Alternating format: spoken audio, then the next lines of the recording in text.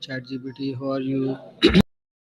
I have discussed about the topic today. My today topic is discuss how to identify and avoid toxic positivity.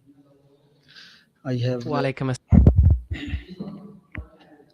Absolutely. We can dive into that. Toxic positivity is all about the excessive focus on only positive emotions and denying or ignoring negative ones.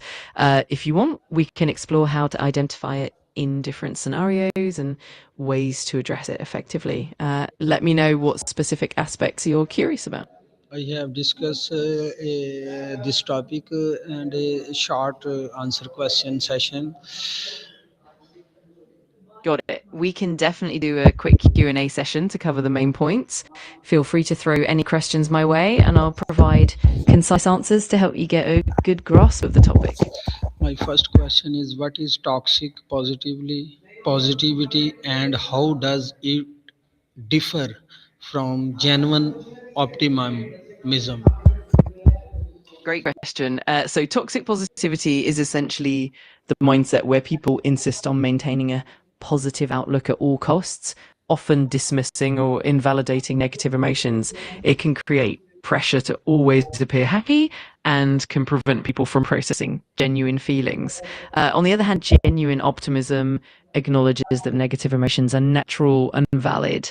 It focuses on maintaining a hopeful perspective while still being realistic and allowing space for all emotions. So the key difference is that toxic positivity ignores or suppresses negativity, whereas genuine optimism embraces the full spectrum of human emotions. My next question is of this topic is how can constant positive vibes only messages become harmful for mental health? Great follow up. When we constantly receive messages that emphasize only positivity, it can lead to several mental health issues.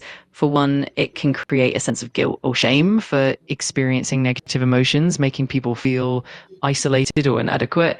It can also prevent individuals from seeking help or expressing their true feelings, leading to increased stress, anxiety, and even depression. Ultimately, it can hinder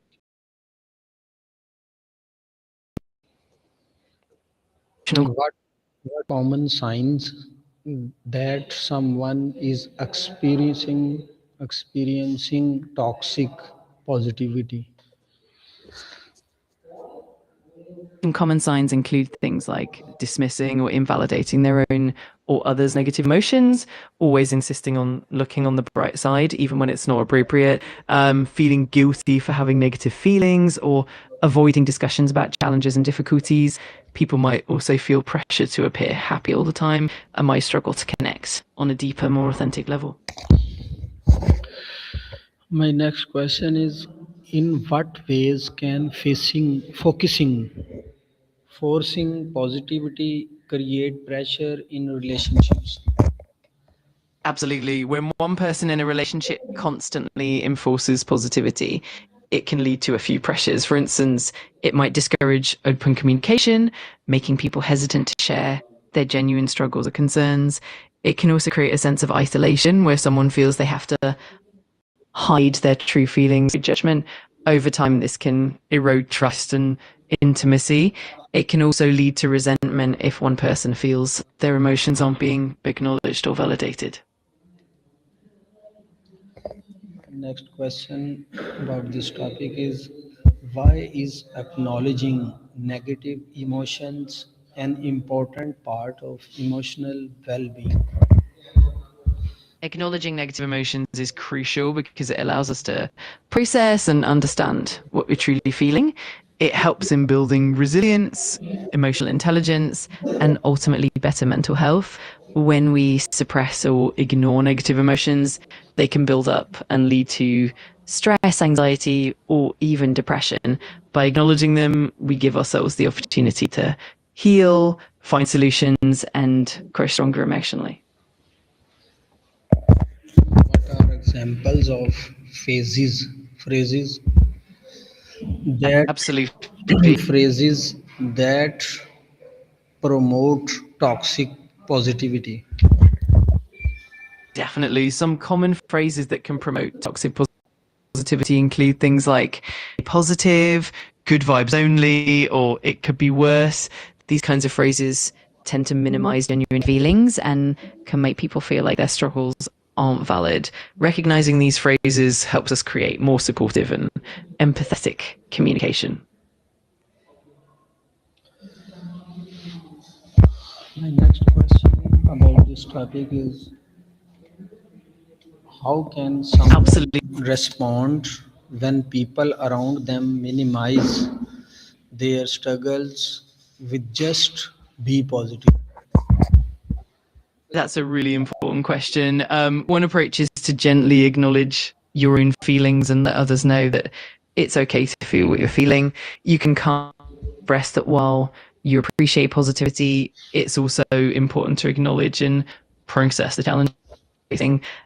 Setting boundaries is also helpful, and you can let them know that you need a bit more empathy and understanding. Ultimately, fostering open communication and surrounding yourself with supportive people can make a big difference. My next question about this topic is the difference between encouragement and invalidation. That's a great question. Encouragement involves acknowledging someone's feelings and then offering supportive and constructive feedback, helping them feel heard and valued. It focuses on empathy and understanding. On the other hand, invalidation dismisses or downplays someone's emotions, making them feel misunderstood or unimportant. So the key difference is that encouragement validates and uplifts, whereas invalidation dismisses and undermines someone's feelings. How can you support someone who is struggling without falling into toxic positive? That's a really thoughtful question. One great way is to first truly listen and validate their feelings, letting them know it's okay to feel what they're feeling. You can then offer empathy and support without pushing them to just be positive. Encouraging small, realistic steps and being present can help. It's also important to balance empathy with gentle encouragement, focusing on their strengths and resilience. Ultimately, it's about being authentic and compassionate while honoring their emotions.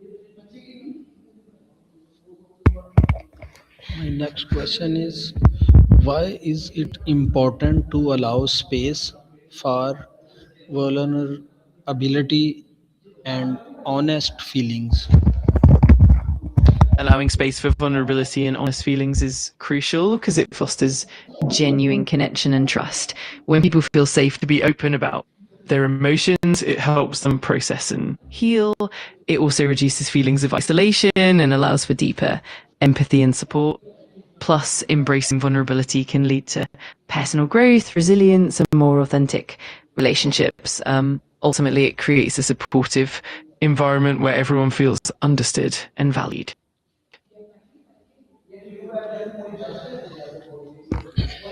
How can you set boundaries with people who constantly dismiss your feelings? Absolutely. Setting boundaries is really important in those situations. You can start by calmly and clearly communicating your feelings and letting them know how their responses impact you. Be direct and specific about what you need, whether it's more empathy, validation, or just a listening ear. It's also helpful to be consistent and to reinforce those boundaries if they're crossed. And if needed, you can limit interaction, seek support from others who are more understanding. Ultimately, it's about protecting your emotional well-being. Please give me a summary about this topic.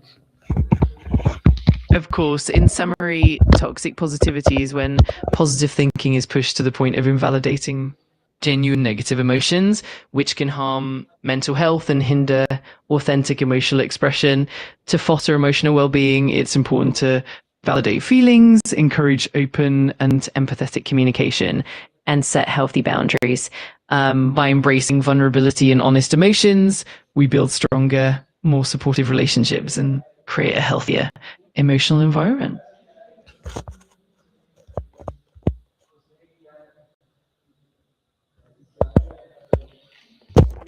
Okay, thanks a lot, ChatGPT. You help me and in a You're very welcome. I'm really glad I could help. If you have any more questions or need anything else, just let me know. Always happy to assist. thanks a lot and Allah Hafiz. You're most welcome. Allah Hafiz and take care. Feel free to reach out